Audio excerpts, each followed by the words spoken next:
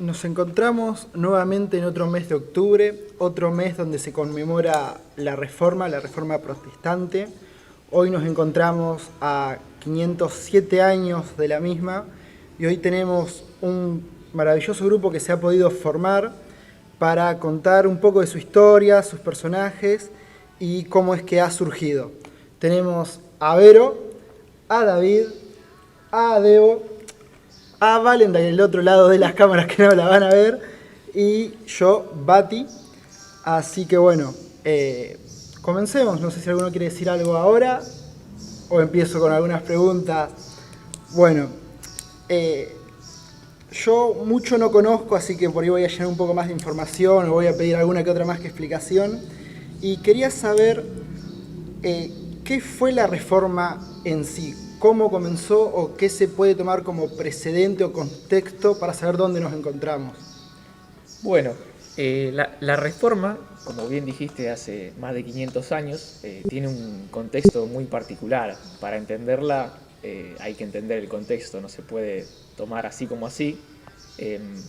La sociedad del siglo XVI, del siglo XV, incluso mucho antes, era muy distinta a la actual. En el occidente gobernaba la Iglesia Católica, la Iglesia Católica Romana, y había también mucha desigualdad entre el clero y el pueblo, entre los obispos y el pueblo. Había mucha escasez de Biblia, por así decirlo, para el pueblo. No era tan común tener la mano como la tenemos hoy nosotros. Claro, había mucha diferencia. Solamente los que eran obispos, sacerdotes, podían tener acceso a la Biblia, que se encontraba en latín. No estaba, de hecho, estaba prohibido que se traduzca al lenguaje del pueblo. Claro. El contexto era muy complicado para alguien que quería acceder a la Biblia, para alguien que quería pensar por su propia cuenta, y unas circunstancias que se puede tomar como precursoras de la Reforma fueron los movimientos, por ejemplo, valdenses de Pedro Baldo, los movimientos de Wycliffe, los movimientos de Juan Hus. Son movimientos que no fueron la Reforma en sí, pero fueron tiempo antes, pero se consideran precursores porque tuvieron ciertas ideas compatibles. Quizá no tuvieron el éxito que tuvo luego la Reforma, porque fueron aplastados, por así decirlo, por el poder de la época, pero esos movimientos fueron un poco lo que fue gestando la Reforma. No es que la Reforma surgió en el siglo XVI, como claro, tenemos la fecha de hace 500 años, sino que ya hubo movimientos, intentos que ya querían provocar una especie de reforma en la Iglesia. Genial. Y yo me llega la pregunta de decirte, bueno, ya me dejaste claro que la Biblia era solo para unos pocos o grupos selectos. Lo que es la palabra de Dios, que hoy en día todos tenemos acceso a ella, todos en cierto modo predicamos, evangelizamos. En ese tiempo estaba muy limitada solamente al clero y al obispado, o había otras personas que podían llevarla al pueblo llano como tal. Y por ejemplo, también te podría dar el ejemplo de Tyndall, que tradujo la Biblia al inglés y por eso mismo fue ejecutado. O sea, no se podía. No se podía, solo estaba limitado al clero y al obispado. Estaba limitada, y estaba también limitada a la interpretación que ellos decidían ponerle a la escritura. Por ahí si vos querías buscar, no sé, el capítulo, no sé, X de Mateo, un fragmento, te lo daban, pero con muchos filtros, con muchas interpretaciones encima, no te daban el texto puro. Exactamente. Muy bien. ¿Y se sabe por qué esa limitación, eso de que solo una parte pequeña puede tener la Biblia? Y ya para los años 1500 ya la Iglesia Católica como tal ya manejaba mucha corrupción en esa época. Estaba el poder muy concentrado, que era una especie de totalitarismo religioso. A los totalitarismos no les gusta que el pueblo pueda pensar por sí mismo, que tengan libertad de expresión, libertad de opinión, libertad de pensamiento. Entonces yo creo que es una cuestión de querer tener la autoridad y el poder y el control. Sí, también en ese momento no había Biblias como ahora. Como recién estaba haciendo la imprenta, recién se estaban como imprimiendo, sí. Claro, también y eso después hay que eso fue un mencionar. precursor a la Que Biblia. seguro eran como papelitos. Ajá. Que andás a ver si estaban hasta cosidos. Papiros, diría Eso, Cristian. no me salía esa palabra, sí. Los tenían en papiro. Vos me hablaste, todos creo que conocemos en sí, la Reforma lo asociamos a Lutero, a Martín Lutero, pero me dijiste que había habido movimientos precursores. El de Martín Lutero, ¿se puede decir que es en cierto modo la gota que rebalsa el vaso o que da ya por fin el cambio? Así es. Martín Lutero es uno de los primeros que es como usado por Dios y es incluso protegido porque 100 años antes mataron a Juan Hus, más o menos por una serie de ideas parecidas, y el mismo Juan Hus se dice que dijo una frase que en 100 años va a surgir alguien que no van a poder matar. Y es como vos decís, o sea, Lutero no es que llenó el vaso, sino que el vaso ya estaba llenándose y Lutero Fue la gota. con las 95 tesis fue la gota que rebalsó el vaso. Es Bien. parecido a. Comentario random. Es parecido a Jesús y Juan el Bautista. Juan el Bautista, ¿era? ¿Sí? Como que Juan preparó el camino, vino Jesús y taca, la rompió. Y es parecido. Y también puede ser parecido para nosotros hoy, que en nuestro caso es como que nos toca Preparar lo el mismo camino que. para cuando Claro, la vuelva segunda Jesús. venida. Qué loco. Te quería consultar ahora que me nombraste esto de las 95 tesis. Estas 95 tesis, que son las que plantea Lutero, ¿son el contenido como tal de la Reforma o son solo denuncias puntuales que se hacen al tiempo o a la iglesia de ese momento? Las 95 tesis, o sea, recordemos que Lutero era un monje alemán dentro de la Iglesia Católica, Sí. y lo que hace Lutero es plantear un debate. No estaba en ese momento que clava las 95 tesis, las famosas 95 tesis, no estaba pensando todo lo que podría acarrear eso que estaba provocando. Trae una serie de denuncias, principalmente lo de las ventas de indulgencias por parte del clero, ¿no? Para salir del purgatorio, tenías que pagar cierta cantidad y te daban una indulgencia, te daban un descuento de años. Si visitabas una reliquia, no sé, el hueso de Pedro, de la nariz de Pedro, te decía que te descontaba 100 años en el purgatorio, muchas locuras así. Y principalmente las 95 tesis fueron un planteamiento al debate sobre las indulgencias. Puntualmente sobre las indulgencias. Así es. Se puede tomar que también pueda tratar de quién lleva la palabra, quiénes tienen acceso, si todos somos, no quiero decir, bueno, sí, en cierto modo todos somos discípulos al día de hoy, los postulados de la Reforma, las tesis, qué es lo que se puede ver que transformó y está presente al día de hoy en nuestra iglesia. Ajá, bueno, las 95 tesis no son la reforma, es el puntapié inicial, no tiene el contenido que luego nos queda como legado de la reforma, fue simplemente el folleto que se estampó en la una en la primera puerta. ola, podríamos decir incluso Sí, también. sí, es como el detonante del debate, el detonante del revuelo, que ahí empieza el debate, el revuelo, fue simplemente sobre esos temas principales, principalmente sobre la venta de indulgencias. Genial. Y te quería consultar sobre esto, aparte de esta primera difusión, ¿cómo se siguen difundiendo las ideas? ¿Cómo se siguen transformando? ¿Qué se genera con esta difusión?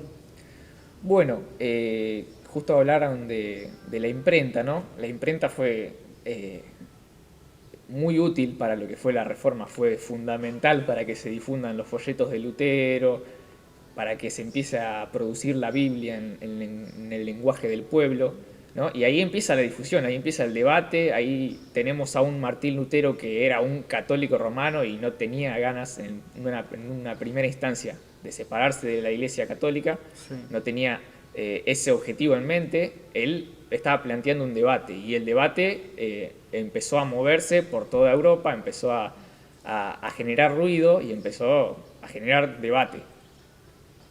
Genial. Debate que terminó haciendo que se tenga que correr. ¿Por qué lo corrieron? Claro, o sea, él al no retractarse empieza a tener la oposición de la misma iglesia a la que él pertenece. Entonces ahí empieza a haber fricciones. Entonces Claro. ya Lutero va a Roma esperando conocer al Papa, esperando conocer la ciudad capital, ¿no?, del imperio en ese momento, y va con muchas ideas buenas de un católico romano que va a conocer, es como, no sé, un judío que va a Jerusalén, Claro. y vuelve de Roma totalmente cambiado, vuelve viendo la corrupción del clero, vuelve con una mentalidad muy distinta, y ahí empieza un Lutero diferente. Claro, como que tuvo una revelación. También, más o menos, revelación. Como que tuvo un entendimiento diferente. Y algo que se me venía a la mente recién es que estaba re en juego algo que para nosotros es natural, pero ya cotidiano, y es que para Dios somos reyes y sacerdotes. Sacerdote quiere decir que podemos tener la palabra y llevar la palabra, enseñar la palabra. Y qué fuerte, porque en ese momento esta identidad nuestra que tiene la iglesia no estaba, o sea, no existía porque solamente unos pocos eran los sacerdotes, solamente unos pocos eran los que tenían acceso y el poder y la autoridad de poder enseñar la palabra, cuando en realidad el llamado real es que unos a otros podamos enseñarnos y aprender de los otros. Y en esa época los sacerdotes cuando predicaban, por así decirlo, que daban su sermón, lo daban en latín, porque la Biblia estaba en latín, y si no me equivoco, qué cosa, corregime, lo daban de espalda a la gente. O sea, ni siquiera le miraba la cara a la gente mientras hablaba. Ay, no, qué cosa. O sea, Sí, alejado. la misa en gente- latín y de espalda al pueblo. Sí. Pero el pueblo entendía la misa entonces. Y la mayoría no. Si imagínate, no tenían acceso a educación en su gran parte, no podían entender, y mucho menos, como decíamos, la Biblia. ¿Qué llevaría entonces a la gente a ir? O sea, a participar de la misa. Y por ahí Porque- sí, una costumbre. La costumbre. Claro. Y los que agarraron amor a Dios, realmente. Me hacen pensar, me hacen pensar. Por ahí, última pregunta, yendo puntualmente a lo que fue la reforma, a lo que venimos hablando. Consecuencias hasta el día de hoy y su legado de la reforma. ¿Cuáles me podrías nombrar? Y mira, la reforma nos deja un legado muy grande, ¿no? Por ejemplo, las 5 solas que son famosas de la reforma, sola escritura, que significa que solo la Biblia es la máxima autoridad por sobre la tradición, por sobre el Papa, por sobre cualquier tipo de pastor, obispo, o por sobre otra autoridad. Solo Cristo, que solo Cristo es el que salva. Solo por fe, que significa que es por fe, no es por obras. Sola gracia, que está relacionada con solo fe, que no es por mérito, es por gracia, es por un regalo de Dios. Claro. Y me falta una que es solo Cristo, y solo a Dios la gloria. Como ya no es por mis obras, Sí, esto- que eso era algo que chocó mucho en la reforma, ¿no? Porque Porque hasta en la época era siempre todo por obra, por lo que hacíamos en este plano, en la tierra. así es, era fe más obras. Claro. Entonces, No se la contaba reforma la rompió gracia con de eso. Dios como la tenemos presente hoy nosotros en día. Claro, la reforma trajo eso, la fe por sobre las obras. No significa que está desvinculada de las obras, significa que la fe verdadera trae por consecuencia buenas obras. Claro, Interesante. sí, para profundizar. Sí, es para después. Para una segunda parte. Así es. Bueno, hablamos mucho y lo nombramos mucho Martín Lutero. ¿Qué es lo que llega hasta el día de hoy sobre la vida de Lutero? ¿Quién fue? ¿Dónde nació? ¿Qué era lo que él hacía de su vida para llegar a esta reforma incluso? Bueno, él nació en Eisenberg, Alemania, en 1483, y al siguiente día de nacer, los papás lo llevaron a bautizarlo. Como era el día de San Martín, lo nombraron Martín Lutero. Los padres eran así como muy creyentes, la mamá era muy devota y bueno, le enseñó a respetar a los monjes. Se puede decir que eran sí, católicos claro. porque era la rama de la fe que predominaba en Sí. la época, ¿no es cierto? Y El con papá monjes le sería enseñó- como maestros. Claro, los sacerdotes. maestros, sí. porque en ese momento no había maestra, así como escuela acá. Claro. Entonces los monjes enseñaban en la escuela. Y el papá le enseñó a orar antes de dormir, le enseñó a arrodillarse y a orar. Y bueno, él aprendió los 10 mandamientos y el Padre Nuestro. O sea, como que ya de chiquito tuvo. Después, bueno, el padre vio que él era muy capaz de aprender y lo enviaron a Eisenach. Bueno, ahí no tuvo mucho apoyo de la familia, y fue a vivir con una familia, unos parientes, y bueno, no tenía recursos económicos, así que iba pidiendo casa por casa, cantando. Luego, una señora como que fue madrina de él, lo adoptó, doña Úrsula Cota, y ella lo acobijó, le dio casa y bueno, ahí él pudo estudiar sin problemas económicos. Claro, como que lo adoptó. Lo adoptó, sí. Después fue a estudiar a la universidad, si no me equivoco, de Derecho, pero en un accidente él sintió que iba a morir, le dijo a Dios que iba a dar su vida a él, y bueno, ahí fue a un convento agustiniano de Agustín. Sí, San Agustín. Y bueno, mientras él estaba, antes de todo eso, él había tenido, estudiaba en una biblioteca de la universidad y ahí tuvo la posibilidad de leer la Biblia en latín, la pudo leer y ahí como que le llamó más la atención todo lo relacionado a Dios. Y ahí, al momento ese que casi muere, él decide dar su vida a Dios y fue a ese convento. ¿Y se sabe más o menos qué edad tenía cuando lo mandaron a estudiar? Cuando tenía 13 años ¿Qué fue esa primera vez que que tuvo que los pedir parientes? limosna? Sí. Después a los 16, 17 esta señora lo adopta y a los 20, 21 se va a la universidad y ahí tiene unos estudios de filosofía y bueno, después quiere seguir estudiando y bueno, entra como monje. Vida interesante, Sí. alguien que estuvo en la calle, que en cierto punto yo creo Dios lo tocó, le hizo vivir otra realidad, una realidad más de la época y lo llevó hacia su propósito con toda su vivencia. Una pregunta que me sale acá la duda. ¿Solo se puede atribuir a Lutero como tal esta última gota que rebalsa el vaso, que da todo el origen a la Reforma? ¿O hay otras figuras que la historia puede haber dejado en un papel secundario? Y Lutero fue como el instrumento, uno de los tantos instrumentos que Dios usó en ese momento, pero como vos decís, hay muchos nombres que surgen en la época y en el tema.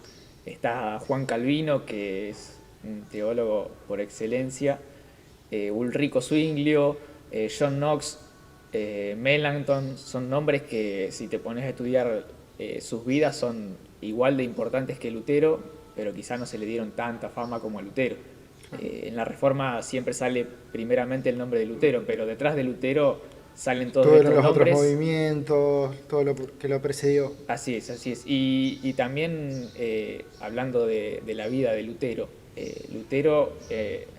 leyendo Romanos, cuando lee Romanos 1:17, que la justicia de Dios se revela por fe y para fe, es ahí que siente un ardor en el corazón y empieza su vida espiritual en un nuevo nivel, podríamos decir, ¿no? Un avivamiento quizá personal que tuvo él. Interesante.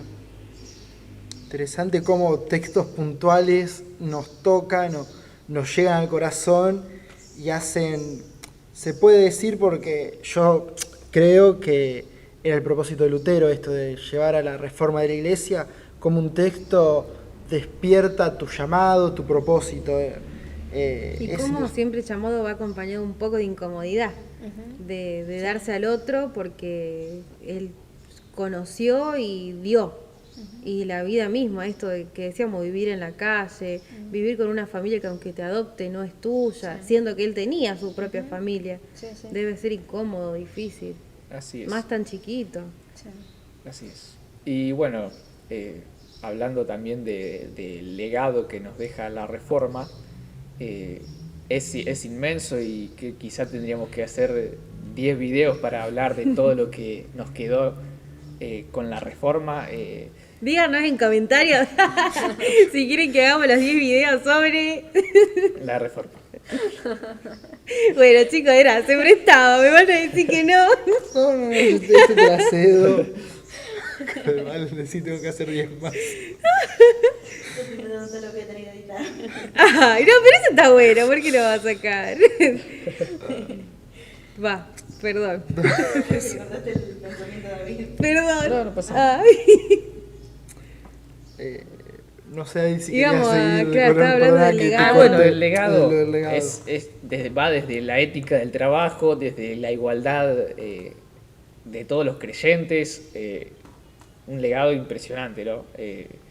Nadie es superior al otro, no es que, como te decía, ¿no? En esa época era el Papa era el Papa, los creyentes eran los creyentes, el pueblo era el pueblo, y la Reforma cambió todo eso, ¿no? Cambió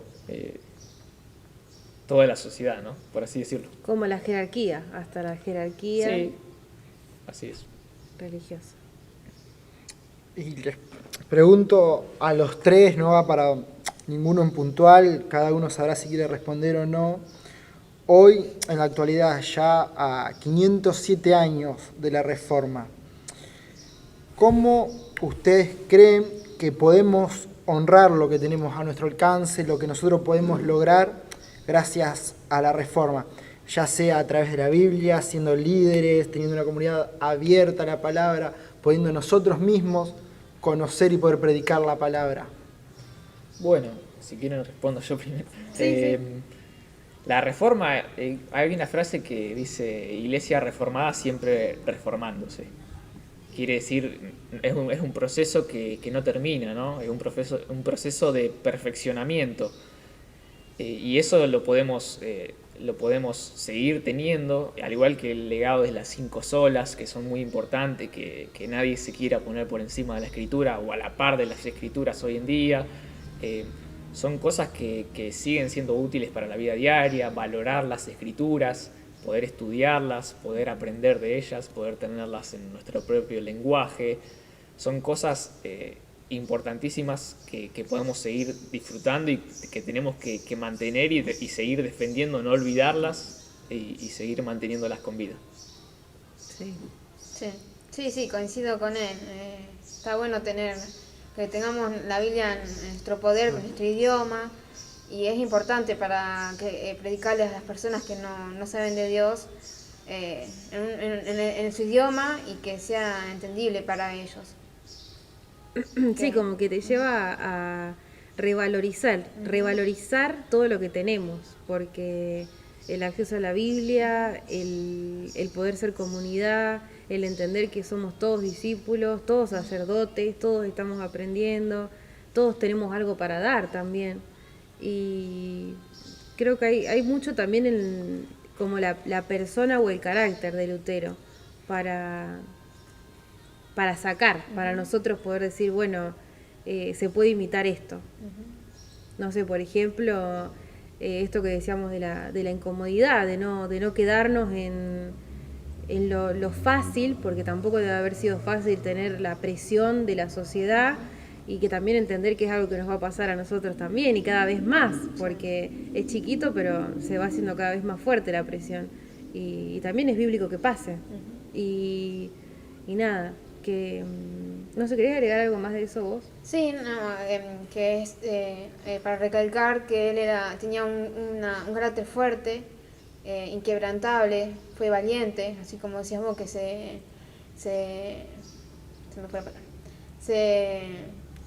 Hubo un choque, Se paró, digamos, Claro, ante se paró las ante autoridades las de la autoridades, época, claro, sí. y se enfrentó, se puso al frente, incluso sabiendo, como dijimos, lo de los precursores que fueron quemados en la hoguera, muchos fueron asesinados por levantarse en contra del poder en ese momento, y por eso también es muy, muy valorable, no solo lo de Lutero, sino también lo de las personas, que no sean invisibilizadas Sí. los otros nombres que no son Lutero, Claro, es verdad. porque mucha gente se sacrificó porque hoy podamos tener libertad de pensamiento, libertad religiosa, podamos tener un culto en una reunión en un lugar sin que nos anden persiguiendo, o tener la Biblia, como decíamos, en nuestras manos. Mucha gente murió por traducir la Biblia, ¿no? Y a veces no la valoramos, la tenemos ahí olvidada en el Una mueble, ¿no? repisa. Y hay que volver a valorar eso, hay que volver a, como él dice la misma palabra reforma, también se le decía retorno, ¿no? Porque era retornar a la fe primitiva. No querían hacer una revolución los que querían reformar la iglesia, querían purificar a la iglesia de todos esos agregados del paganismo, de la corrupción. Querían volver al primer amor, si fuese Claro, y una palabra bíblica. esa base de purificar es como para nosotros hoy también, re importante. Sí. Purificarnos de las costumbres que tiene la sociedad y que sabemos que van en contra de Dios, las creencias, hasta purificarnos de las ideologías políticas, porque también cuando hablabas, David, me hacías acordar de la iglesia perseguida, que también eso, y no sé por qué se me llevaba en realidad a pensar que antes el tema oración era más repetir a veces alguna oración que ya estaba escrita, y hoy tenemos la bendición de tener la revelación de que orar es conversar con Dios, charlar con Dios, poder acercarnos a Él con confianza y saber que nos está escuchando. Y ya que estamos lo tiro, qué importante también orar por esto, por la iglesia perseguida, por esas personas que entregan su vida por llevar el evangelio a lugares donde donde todavía las puertas están cerradas, donde hasta quizás no es la iglesia católica, pero otras religiones y lo impiden. Sí. Qué importante también orar por ellos. Sí, así es. Y siempre que llegamos a octubre es como un recordatorio, ¿no? De siempre mantener esa chispa viva, de no dejarnos por ahí caer en los mismos errores que cayó la iglesia en tiempos pasados, de, como vos decís, purificar hoy en día. Vamos a ver bajo la luz de las escrituras, a ver lo que estamos haciendo, cómo estamos viviendo, cómo se está manejando la iglesia hoy en día, y siempre ir perfeccionando, ¿no? a la iglesia, ¿no? Como dice la Biblia, que Dios nos va perfeccionando hasta el día de Jesucristo. Y sí, también en esto de perfeccionar, me parece importante remarcar esto de que a veces no juzgar a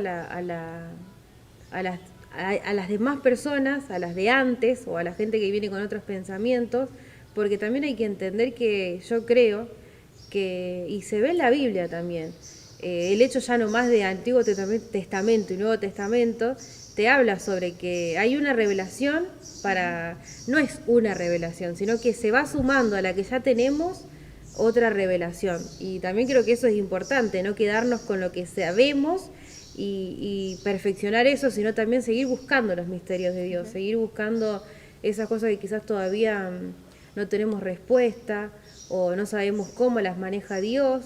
Hay cosas que capaz no las vamos a entender hasta que lo veamos cara a cara y, che, ¿por qué hiciste esto? O cosas así. Pero también hay misterios que Dios nos quiere entregar y es importante que nos podamos movilizar a buscarlos. Y iba a decir otra cosa, pero se me fue. Y ahora también es importante que tenemos el Espíritu Santo y Él nos va guiando mientras leemos la Biblia. Antes la gente, en esa época de la Reforma, no tenían. O sea, si el cura no les decía algo, ellos no, encima que les hablaban en latín, Sí.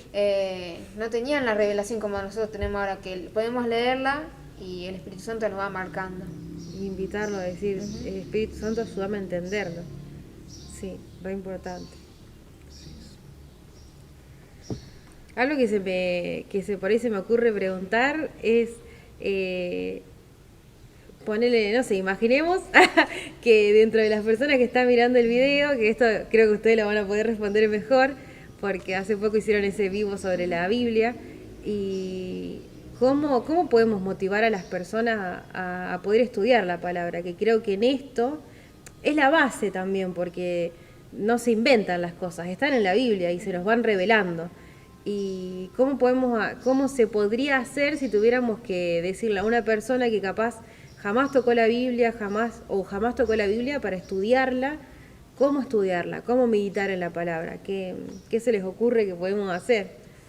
¿Qué consejos les dan a los que estén del otro lado mirándonos? Claro. Bueno, tener una libretita para ir anotando lo que el Espíritu Santo te va marcando. Obviamente, primero decirle a Dios que el Espíritu Santo te vaya marcando, que es lo que te quiere hablar a través de la Biblia.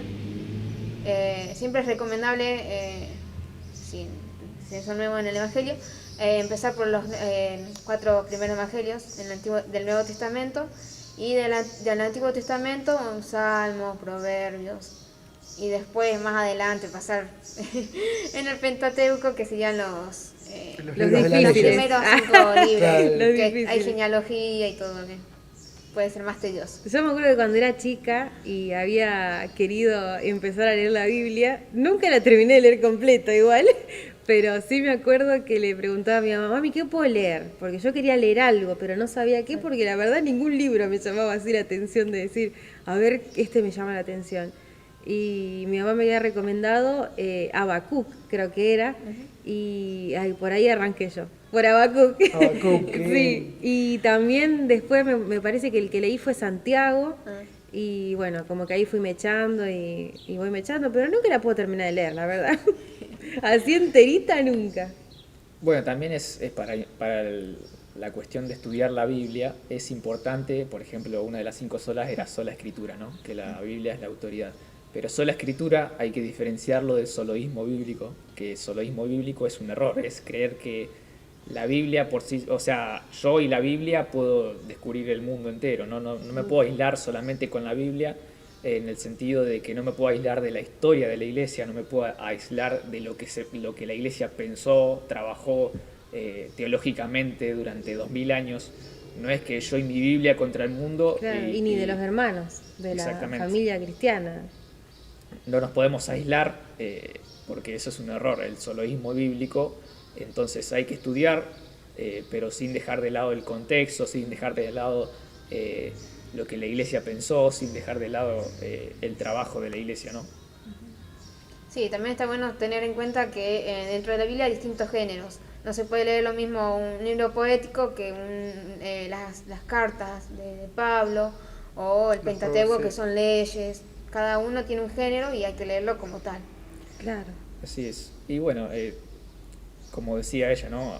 Si querés estudiar la Biblia, una libretita, ir desmenuzando de a poco, ir estudiando también, porque hay muchas herramientas hoy en día en los institutos bíblicos para estudiar. Algún libro también puede ser. Así es, hay muchos libros de hermenéutica que te van a ayudar para estudiar, y es impresionante todos los recursos que hoy en día tenemos que quizá en otros tiempos no había. Entonces es También sentarse. libros de devocionales pueden ser Sí. para Sí. meditar. Porque también es diferente meditar que estudiar.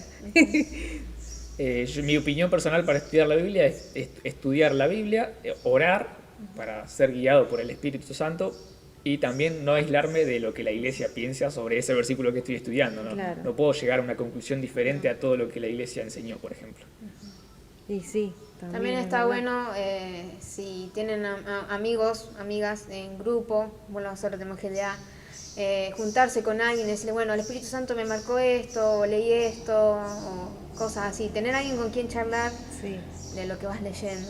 GDA Está sería bueno. como célula, Sí. para la gente que Grupo por ahí... de amigos. Claro, porque a mí cuando yo llegué a la carta dije, ¿GDA qué? Claro, célula. Amigos, Sí. juntarse, club de lectura también, hubo un tiempo que acá funcionaba. Ah, y en tu iglesia también funcionaba Sí, sí, el club de lectura. Re lindo eso también. Eso, yo creo que eso para compartir con amigos la palabra, charlar sobre la palabra, eso es re importante, y ahí descubrimos un montón de cosas que a nosotros capaz solos no las pensamos.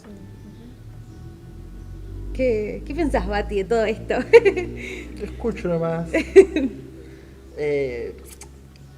Para ir cerrando, quisieran recomendar, ahora que tocamos mucho el tema de la lectura, de cómo empezar, algún libro para que quien todavía no ha podido empezar a leer la Biblia, que es algo que tenemos hoy en día a mano, puedan comenzar? Vos habías dicho que tu familia te había dicho que empieces por Habacuc, libro raro a veces como para empezar, Sí, mal. pero entre raro y complicado diría yo, pero hoy en día ya por ahí con otra experiencia, otra lectura, algún libro que vos personalmente le dijeras a alguien nuevo, empezá por este, o un consejo que le dirías.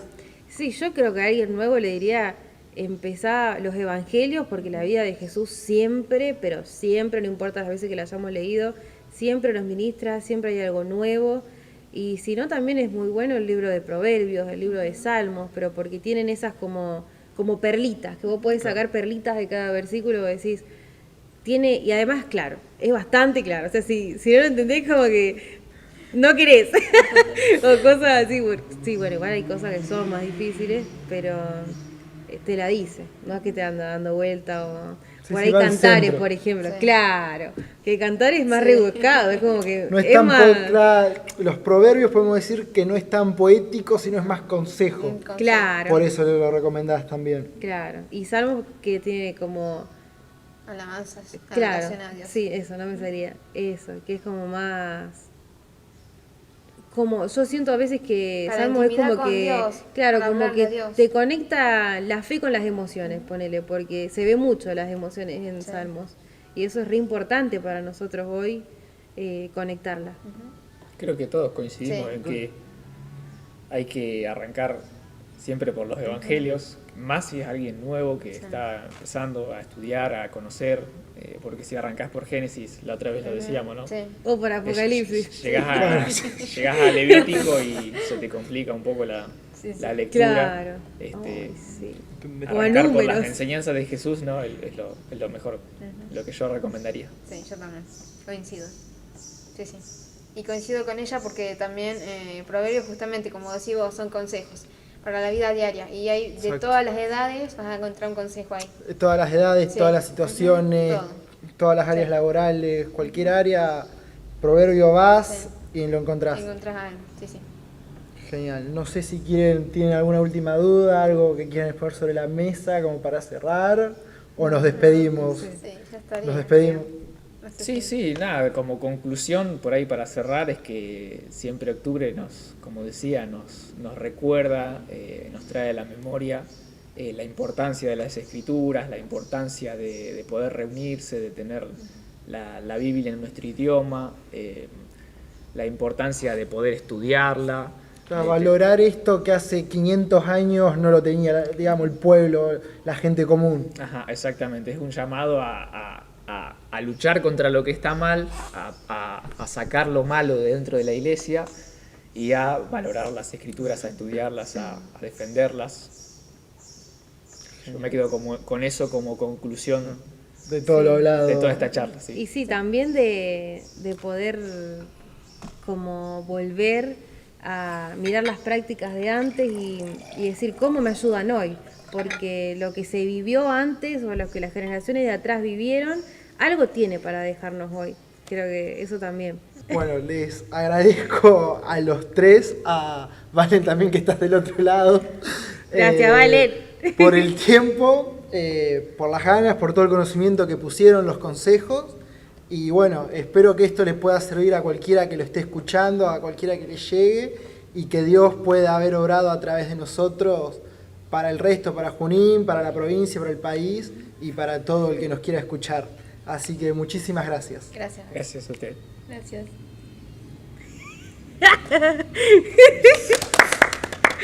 No, Dios mío, qué cosa. Y ya no digo más nada. ¿Qué hizo? ¿Volcó? Después lo pensé, vos sabés. No, mal la Yo cena. no lo voy a decir de La nuevo. garganta me lo pedí. Bueno, gente, Sí, de vuelta, por favor. disculpen, hay muchos cortes porque hemos hecho cosas que no tuvimos en cuenta, el sonido. Nos hemos lenguateado la traba. ¡Trabó la lengua!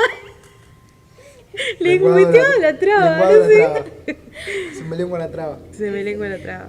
No lo voy a decir de nuevo. Así que no sé, déjalo ahí porque no sé si me va a salir de nuevo. Nada más. No me va a salir de nuevo, de verdad.